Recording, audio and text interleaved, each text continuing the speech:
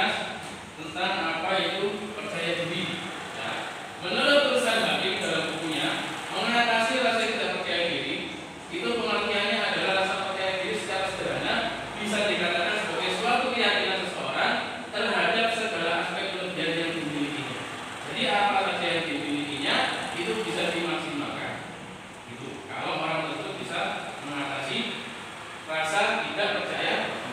Jadi percaya diri itu dapat diartikan sebagai kita kalau bisa melakukan sesuatu itu kita bisa mengetahui apa kekurangan diri kita, apa kelebihan diri kita, apa yang kurang pada diri kita.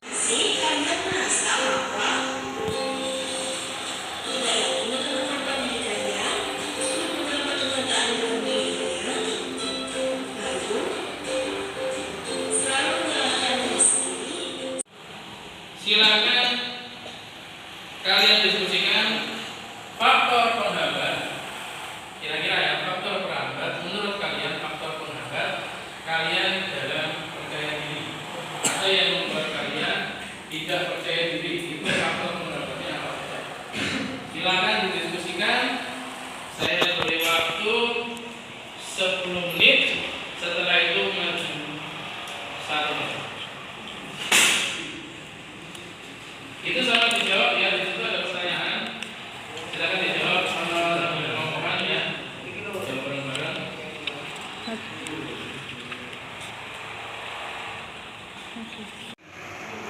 Karena di luar orang tua. Kalian di lingkungan mana ada yang berani? Kalau ini yang dari orang tua, itu faktor penghambatnya apa?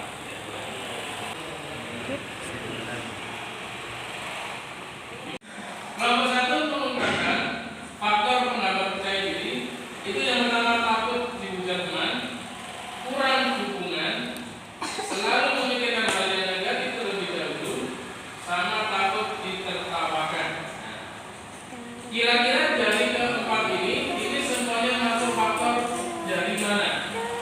Dari diri sendiri kah atau dari lingkungan sekitar?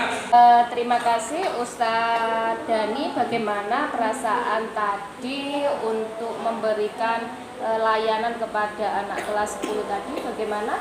Alhamdulillah sudah plong, kemarin sempat takut.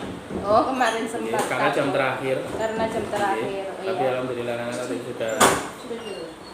anak-anak tadi sudah bisa mengikuti bimbingan kalau dengan maksimal. Oh iya. Dan tidak ada yang ngantuk, alhamdulillah. Tidak ada yang ngantuk ya, antusias anak-anak untuk mengikuti kegiatan ini ya.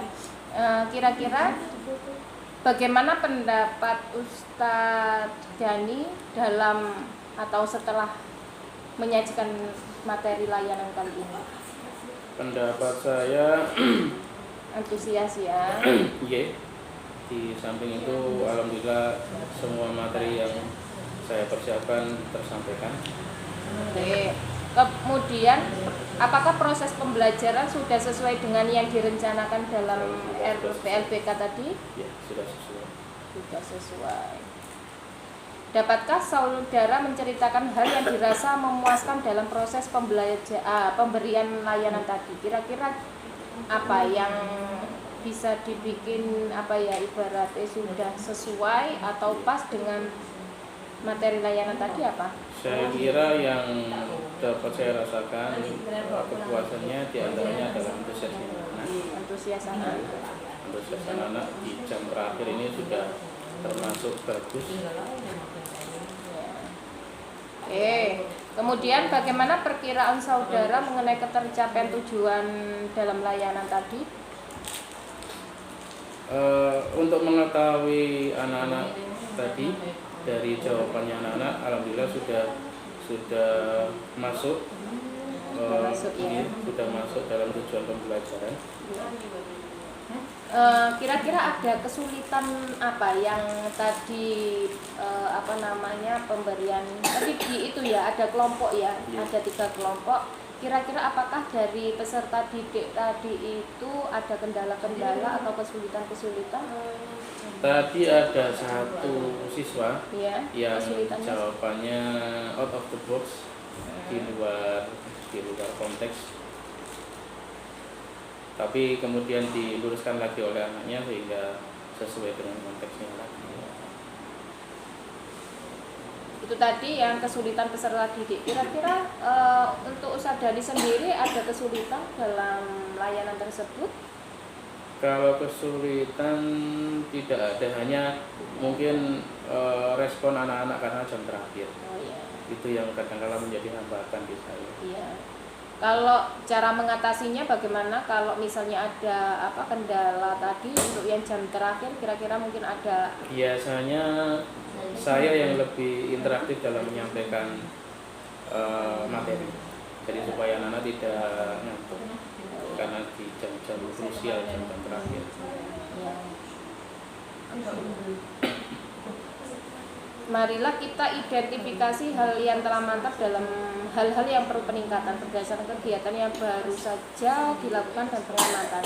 Tadi ya, saya mengamati Ustadz Dhani sudah cukup bagus untuk pemberian layanan ya, tetapi ada sedikit mungkin tambahan dari saya ya, terkait dengan untuk RPL-nya sama pemberian layanan tadi. Sebenarnya Ustadz di pertama kali tadi itu sudah bagus ya, ngecek kehadirannya belum ada apa tidak tadi. Langsung ya saya tulis. Kemudian sebenarnya alangkah lebih baiknya itu tujuannya disampaikan ke anak-anak, tujuan pemberian layanan biar anak-anak itu bisa fokus. Jadi yang belum tahu apa yang dilakukan pada pemberian layanan tersebut biar anak-anak bisa fokus.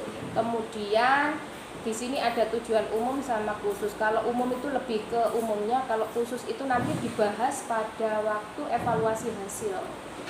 Ya, ada waktu evaluasi hasil. Nah, di sini tadi kalau sebenarnya kalau evaluasi proses itu sendiri lebih ditekankan pada bagaimana perasaannya anak-anak, jadi bisa refleksi.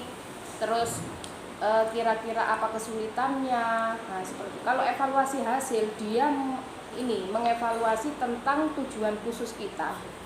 Nah, jadi nyambung ya tadi ya. Itu sebenarnya kalau dilihat dari teknik, metode atau pendekatan yang diberikan Ustadz Dhani tadi kan ceramah, curah pendapat ya. Ya. Kalau sintak dari brainstorming ya, iya curah pendapat itu kan ada pemberian informasi itu sebenarnya harus diberikan tadi RPL jenengan. Dan dosen itu mempermudah jenengan untuk melakukan kegiatan yang ada di dalam kelas tadi.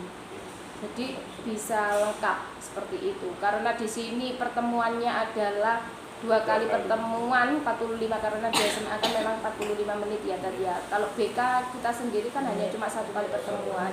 Kalau mencapai dengan tujuan umum hanya cuma memahami, insya Allah sudah ya. Ini masih di C2, masih belum hot.